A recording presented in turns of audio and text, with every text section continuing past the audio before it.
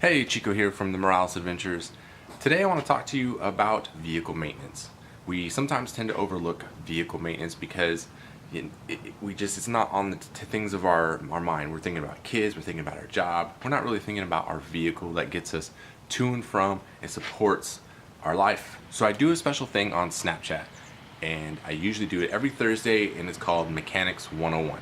Mechanics 101 is something that I created and I started doing for the followers and friends that I had on just being able to do basic repairs and kind of give you some core knowledge on how a vehicle works. So far the topics that we've covered is oil changes, we've covered the cooling system, we've covered the electrical system, and we've also covered the TPS sensors in your tires. Now that's something that I will be bringing to the YouTube channel under a very special section called Mechanics 101, and that's where you can come here and reference any kind of videos that I do for any basic repairs.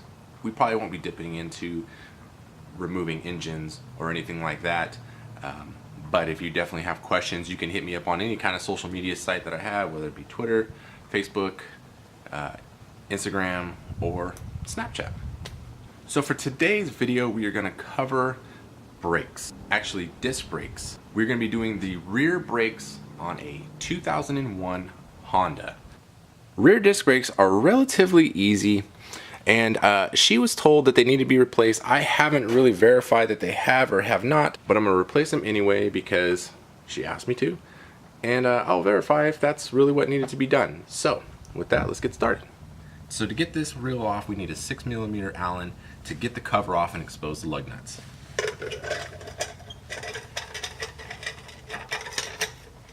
Okay, once you get the cover off, you'll see you have 4 lug nuts. These lug nuts take a 3/4 socket, so let's get them off. So there are a few things that we need to do before we just start the project. First, we need to chock the wheels.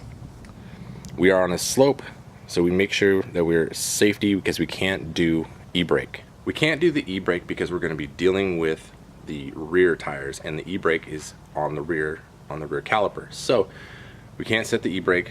You need to chock the tires. Tires are chalked. Tires are chalked. So we have verified that this takes a 3/4 socket to take these lug nuts off. I'm going to go ahead and grab the jack and jack her up, and then we can pull this tire off. So when you're lifting the vehicle up, make sure you get into a place where it is a brace, not your muffler, not if you're doing in the front, not your radiator support. Make sure it's a steady brace. Okay, so we're gonna go ahead and we're all set up. We got our gun. Let's go ahead and get these lug nuts off.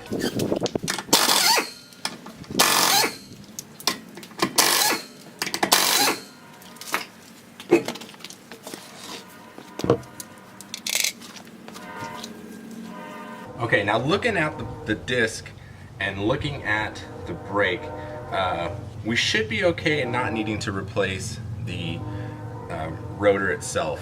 It looks like it's in pretty good shape. We do need to replace these pads though. Okay, so as you can see, we definitely need to replace these pads. They are pretty small. So let's go ahead and we'll get these off. Now how we get these off, you ask? Okay, simple. So on your Honda here, this piece right here is your emergency brake. This is what you pull and it tightens this down and doesn't let you go anywhere. So we don't really need to mess with any of this stuff. The only thing we really need to focus on is getting this bolt right here off and this bolt right here off, and that'll pull this whole assembly out and expose our brake pads. Okay, I got my 12mm wrench here, and we're gonna go ahead and take these 2 bolts off and get these pads out of here.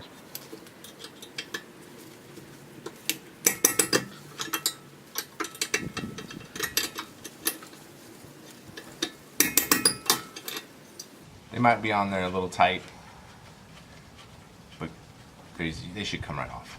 Alright, so I got the bolts out. Now I'm going to go ahead, and there are 2 of these little pistons in here that were attached to those 2 bolts. I'm going to try and just kind of get them away from there so that I can pull this caliper out. Now the caliper might need a little bit of help before you can get it out. So it's okay, grab a bigger screwdriver you have and just kind of try and pry it out of there. It's not going to hurt it.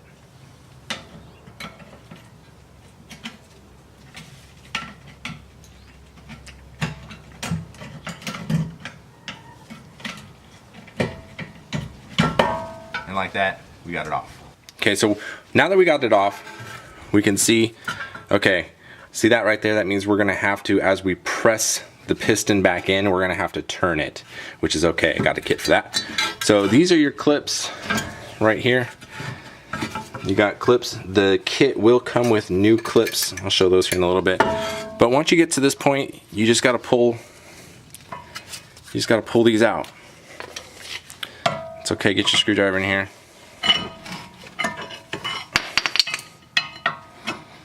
Get the other side now. Okay, got them out. Okay, so now that I have these out, I can look at these. Yes, they definitely were getting to the point to where they needed to be replaced.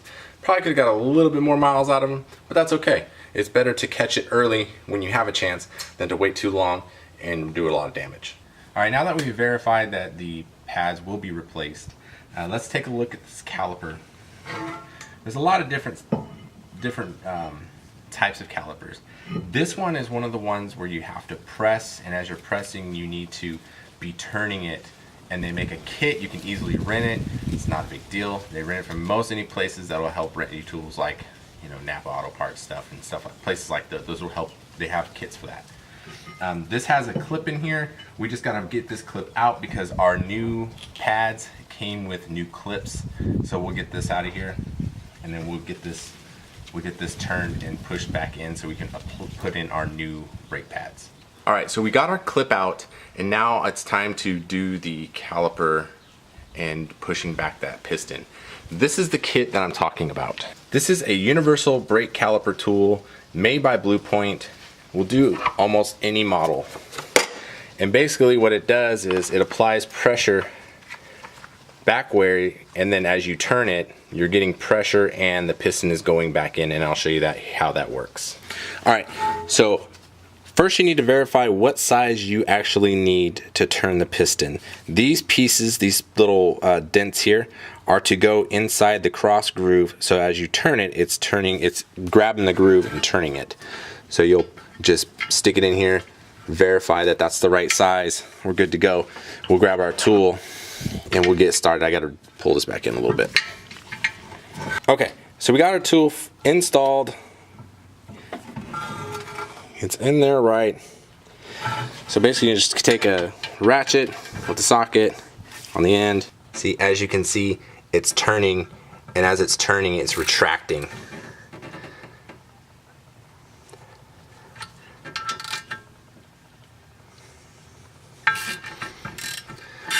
So you want to get it to where it's flush,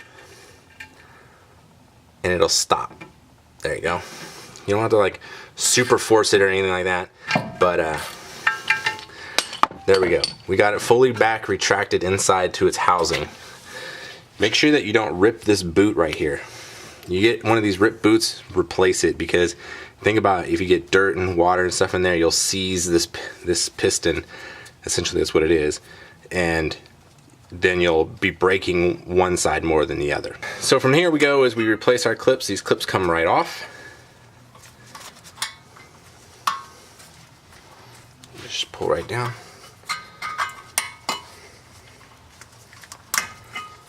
Okay. And when you pull these off, sometimes these are different. So this one might be a little different than this one. So make sure that when you pull them off, and if you put them down, you lay them down how you took them off, so if you forget, you can look down and be like, okay, the bottom was the bottom and the top was the top, and you can match it up with the new ones. These look the same, so we'll just replace them. Okay, we got our new clips. We'll put them in place.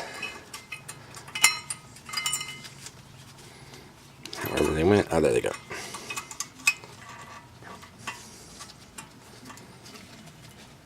They should just kind of pop right in. There's no real science to it. Okay, once you got that step done, it's time to get our brake pads. We'll put our brake pads. The inner one had this little bar here. Generally, that's just to, it helps it keep it inside, whatever it may be on the other side. So we'll go ahead and we'll just put these on.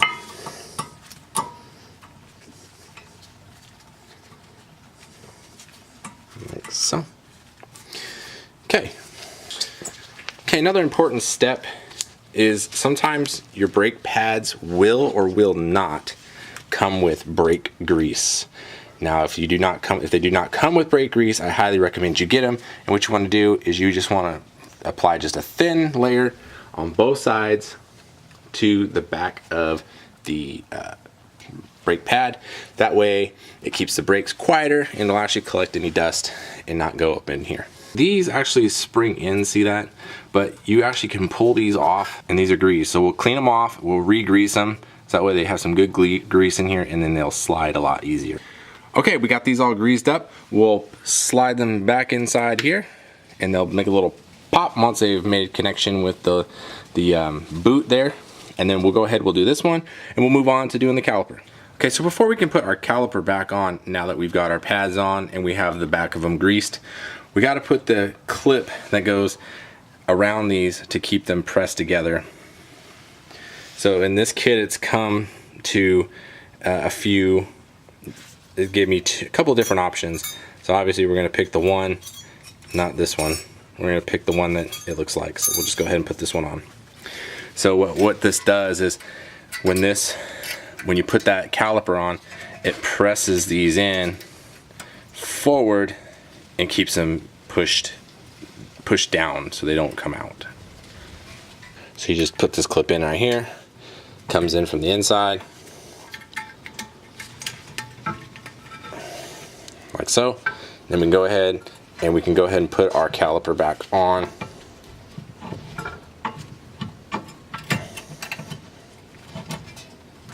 Like that. And we can go ahead and put our bolts back in. The bolts have a torque specification. I would just recommend just snug them up. You don't need to be crazy tight. Just get to the point where they're snug and give them just a little bit more and you should be good. All right, now that we got the caliper on, everything's good, everything's snugged up, we're gonna go ahead and get the tire on and we're gonna go ahead and knock out the other side. It's always good to start these by hand. If you have an air gun, don't go just right onto it. Start them by hand, that way you know you're not going to cross thread anything. Just kind of easier that way. Now when you're putting on lug nuts, this obviously only has 4. But you never want to just go all the way in a circle. How you want to do this is you want to tighten down the first one, whatever one, and do the one across from it. Kind of go in a star pattern so it gets a full clamping force.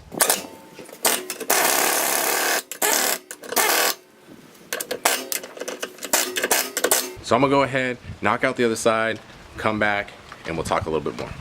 Okay, now that the vehicle is done, we have it down. We're doing a test run right now. And as you can see, she's driving off with her vehicle, doing a test run, doing a test drive. Before you pull out of the driveway, prime the brake, turn the key on, pump the brake a few times. That way you get fluid down to, you get that pressure back down to the pads, especially on your fronts, because you're gonna roll right out of your driveway and not stop. So make sure you prime the brake before you pull out of the driveway. Okay, so like I said, make sure you prime the brake before you roll out, before you pull the chalk block out, before you do anything. Turn the vehicle on, run it, pump the brake until it starts to stiffen. So what you wanna do is when you roll out of your driveway, make sure that you brake. Make sure that it's working.